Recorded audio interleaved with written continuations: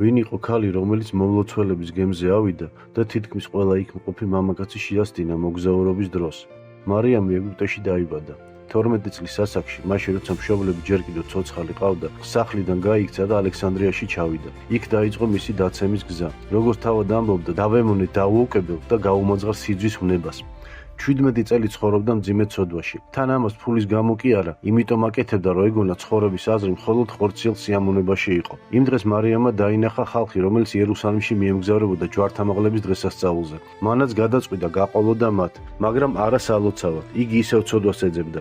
წლების შემდეგ მარიამი ცრემლებით იხსენებდა. მიკვირს როგორ აიტანა ზღვამ ჩემი მრუშობა, როგორ არ ჩამიტანა მიწამ ჯოჯოხეთში, მაგრამ უფალი მოთმინებით ელოდა ჩემს მოქცევას. აი დადგა ჯვართამაღლების დღე. ხალხი ტაძარში შედიოდა. მარიამაც სცადა შესვლა, მაგრამ უხილავმა ძალამ უკან მოისროლა. კვლავ სცადა და ისევ ვერ შევიდა. ყველა შედიოდა, მხოლოდ ის რჩებოდა გარეთ. შეძრწუნებულმა თვალი მოკრა ყოლა წმინდა ღვთისმშობლის ხატს და მიხვდა. საკუთარი ცოდები უშლიდა ხელს, რომ ტაძარში შესულიყო. ღვთისმშობლის ხატის წინ მუხლებზე დაეცა და შესძახა. თუ შემიწყალებ, შევიცვლებ. და როცა კვლავ სცადა ტაძარში შესვლა, გზა გაიხსნა. მარიამი შევიდა ტაძარში. იხილა უფლის ხოვსყოფელი ჯვარი და პირველად იგრძნო, რომ ღმერთი მონარულსაც იღებს. შემდეგ ხმა გაიგონა. თუ იორდანის გადალახავ, ნეტარი აღსასრული მოგელის.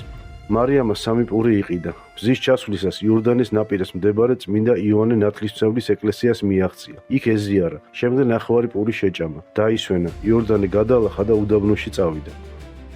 იორდანის ერთ მონასტერში ცხოვრობდა ბერი, სახელად ზოსიმე. დიდმარხვაში როგორც წესად ჰქონდათ ბერებს უდაბნოში გავიდა, რომ მარტოობაში ელოცა.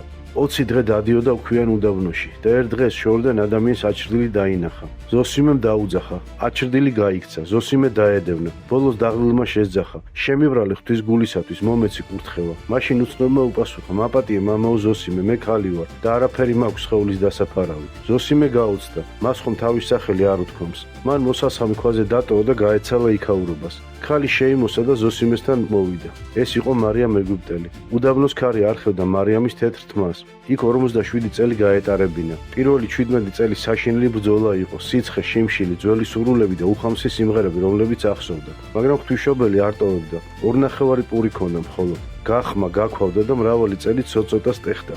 ზოსიმე გაუცებულ უსმენდა. მარიამმა, რომელსაც კითხვა არ იცოდა, ზეპირად იცოდა წმინდა წერილი. მან ზოსიმეს თხოვა. მომავალ წელს დიდ ხუთშაბათს მომიტანე ქრისტეს წმინდა ხორცი და სისხლი და უდაბნოში გაუჩინორდა. მთელი წელი ზოსიმე დუმდა, არავის უთხრა ნანახი. და როცა დიდი ხუთშაბათი დადგა, წმინდა ზიარება აიღო და იორდანესთან მივიდა. მდინარის მეორე ნაპირზე მარიამი გამოჩნდა. მან ჯვარი გადასახა იორდანეს და წყალზე წამოვიდა როგორც ხმელზე. ზოსიმე შეწურმებული მუხლებზე დაეცა. მარიამმა კი უთხრა, რას იქ მამაო, შენ ხო მღვდელი ხარ? შემდეგ ეზიარა ქრისტეს წმინდა საიდუმლო და ცრემლებით წარმოსთქვა. აც განუტოვე მხევალი შენი მეუფეო.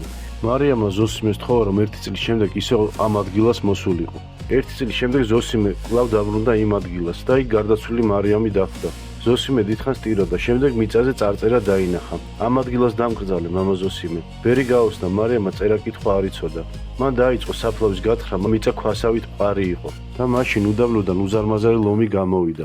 ლომი მშვიდად მივიდა წმინდანთან და თათებით მიწის თხრა დაიწყო. ასე დაეხმარა მხეცი ბერს წმინდა მარიამის დაკრძალვაში. როცა ყველაფერი დასრულდა, ლომი უდაბნოში გაუჩინარდა, ხოლო ზოსიმე მონასტერში დაბრუნდა. Baby